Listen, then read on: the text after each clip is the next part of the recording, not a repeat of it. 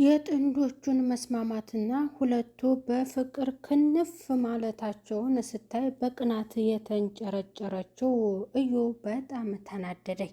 እውነቱ ተጋለጠ። የገዛ ባለቤቷ ወይንም የልጇ አባት ደርሶበታል። ብሩኬን አግኝቶ ለብሩኬ እውነቱን ዝርግፍ አድርጎ ነግሮታል። የእዩ ሴራ ተጋልጦባታል። የብሩኬ ወንድም ሀብ አስጠነቀቃት። በሁለቱ መካከል ገብተሽ ዳግመኛ አንድ ነገር ትንፍሽ ብትይ እኔ የምወስነውን እርምጃ እወስንብሻለሁ ሲል አስጠንቅቆ ነግሯታል። የልጇ አባት አቶ ቢንያምም እንደዛው አንቺ ስለማትሰሚ በቃ እኔ ደግሞ እውነቱን ደርሼበታለሁ። እኔን ክደሽኝ ልጅቷ የኔ መሆኗን እያወቅሽ ከልክለሽኝ እንዲሁም በግድ እንዳይ ብቻ ነው የቻልኩት። እኔ ደግሞ እውነቱን ደርሼበታለሁ። በእውነት አንቺ የምትገርሚ ሴት ነሽ። የሰው ሕይወት ገብተሽ የምትበጠብጪውና በሁለቱ መካከል አንቺ አባት ባልሆነው የፈረድሽበት ይህንን ያህልማ እኔ ደግሞ እውነቱን ስለደረስኩበት ሄጄ እውነቱን ወይንም ማጋለጥ አለብኝ ብሎ ለሷ አስጠንቅቆ ነግሯታል። የእዩ ሴራ ተጋልጧል። ብሩክና ሀይሚ አንድ ጋር መሆናቸውንና ሁለቱ መቀራረባቸውን ስታውቅ በጣም ተናዳ የልጄን አባትነት አምኖ ሳይቀበል ጭራሽ ደግሞ ሁለተኛ አስረግዞ እስከሚወልድ ድረስ እኔ ዝም ማለት አልችልምና ጉዳዩን መጨረስ አለብኝ ብላ የወሰነችው እዩ ጉድ ሆናለች። ቤተሰብ በሁለቱ አንድ ጋር መሆን በጣም ደስ ብሏቸዋል። ያላቸው ጊዜያቶች ስለ ሰርጋቸው የሚወያዩበት ነው። ሀብም በጣም አስጠንቅቋታል። እውነት በሀይሚና በወንድሜ መካከል ጣልቃ የሚገባ ሰው ካገኘው እኔ ራሴ ነኝ ውሳኔን የምወስንባቸው ብሎ ሀሳብ ሰጥቷል። ጋሸም ልጄ ዳግመኛ አንድ ነገር ብትጎዳና በልጄ ስሜ እያነሳችሁ ልጄን አንድ ነገር ስሟን ብታጠፉና የእሷን ሕይወት ለማበላሸት ካሰባችሁ የእናንተ ነው የሚበላሸው ሲል አስጠንቅቋል። ሰላም ጤና ይስጥልኝ ውድ እየተከበራችሁ የቻናሌ ተከታታዮች ቤተሰብ በሙሉ በያላችሁበት ዓለም ዳርቻ ሰላማችሁ ይብዛልኝ። ብሩክና ሀይሚ በአንድ ጋር በመሆናቸው እንዲሁም ደግሞ የትላንትናውን ቪዲዮ አይታ የተንጨረጨረችው ጭራሽ አልጋም ላይ ደረሱልኝ ሁለተኛ እስከሚያስረግዝ ድረስማ እኔ ይህንን ነገር ጉዳዩን ቶሎ መጨረስ አለብኝ ብላ የተነሳችው እዩ ጉድ ሆናለች። እውነቱን ፍርጥ አድርጎ የገዛ የልጇ አባት ስሙ ለጠፋው ለብሩኬ እውነቱን ነግሮታል። እውነታው ተደርሶበታል። ሀይሚ በጣም ደስ ብሏታል። እውነት የሁለቱን ሕይወት ለማመሰቃቀል እንደሆነ ብሩኬን መቅረብ የፈለገችው ከአቶ ቢንያም የተሻለ ሆኖ ስላገኘችው እንደሆነ ተደርሶበታል። ታዲያ እኔም የያዝኩት እንዳንቺው ወንድ ነው፣ አንቺም የያዝሽው ወንድ ነው። ምን አስመኘሽ የኔን?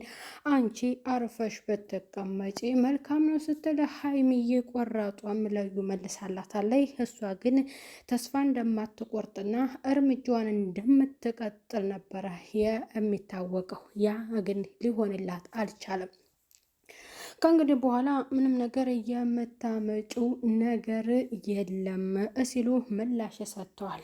ብሩኬም እውነቱን በቃ ከመጀመሪያው እኔ አረጋግጫለሁ እኮ እኔ ባልዋልኩበት ስሜ እንዲጠፋ ቢደረግም ግን የፈለገችውን ማድረግ ትችላለች። የዲኤንኤ ምርመራም ይካሄድ ብዬ ሀሳብ ሰጥቻለሁ።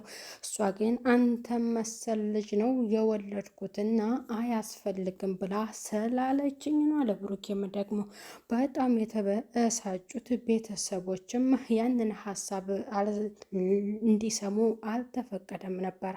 ምክንያቱም ጉዳዩን እኛ ብቻችን እንጨርሳለን፣ አሁን ስለጨረስን የምርመራ ብቻ ነው ማካሄድ ያለብን ብለው ያንን ወስነው ነበረ። ግን ነገሩን ሀብ ሰማና ሀብ አንድ ወንድሜ አልደራደርም፣ ለዚያውም በምወደው በብሩኬ ለመጣብኝ እኔ የምከፍለውን ዋጋ እከፍላለሁ ሲልም ሀብም ይህንን ሀሳብ ሰጥቷል። በሁለቱ አንድ ጋር መሆንና ደግሞ የትላንት ወደውና የትላንትን ነው ለየት ያለ ነበረ። በዛ የብሩኬ እና የሀይሚ የሁለቱ መቀራረብን ስታይ እንደዛ ስጦታ ሲያበረክትላት በቃ አበባ ሲሰጣት ይህንን ክብር ለእኔ እንግዲህ ልቧ ውሸት ነው፣ አንደበቱ የሚተነፍሰው ግን ይህንን ነው እና ለምን አልሆነም እያለች ተነግሮ ይሄ ደግሞ ጉድ ስምት መቼም ትንፍስ ከተባለ ይሰማል እና እሱ ደግሞ ገና ሀይሚን ከዚህ በላይ ነው በቃ ከፍ ማደርጋት ብሎ ያን ደግሞ ብሩኬ በቃ በከፍታ ላይ የሀይሚዬን እድገት እየተመኘላት ነው። አሁን ጾሙ እየደረሰ ስለሆነ ቤተሰብም እንግዲህ ስለ ሰርጉ ስለ ምን ያህል ህዝብ መጠራት እንዳለበት ግን እንትን ብለዋል። የሆነ ይህን ያህል ህዝብ ይጠራ አይጠራ የተባለ ነገር የለም። በቃ ደስ ያለው ይምጣ።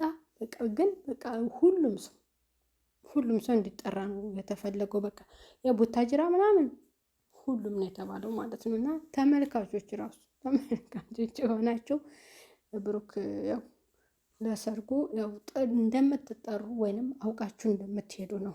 በአብዛኛው እኔ ባልጠራ ወይንም በሳሳ እንትን ብረሳችሁ እንኳን መርሳት እንኳን አልረሳም። ግን ዋላ አይደለ የቢዚ መሆን እንኳን ቢያጋጥመኝ እናንተ በደስታዬ ቀን ከጎኔ እንድኮኑ ብሎ ብሩክ ይሄንን ነገር እንግዲህ ከች እንደሚያደርግ ነው ማለት ነው። ሀይሚ በጣም ነው ደስ ያላት። በቃ የአብሳላት ውሸት ታወቀባት። የብሩኬ ነፃነትን ጠንቅቃ ታውቃለች። በቃ አትደራደርም እና እኔ በብሩኬ አልደራደርም። ስርዓት ብትይዢ ይሻልሻል። ይኸውልሽ ውርደትሽ ስትል ደግሞ ሀይሚም ነግራታለች።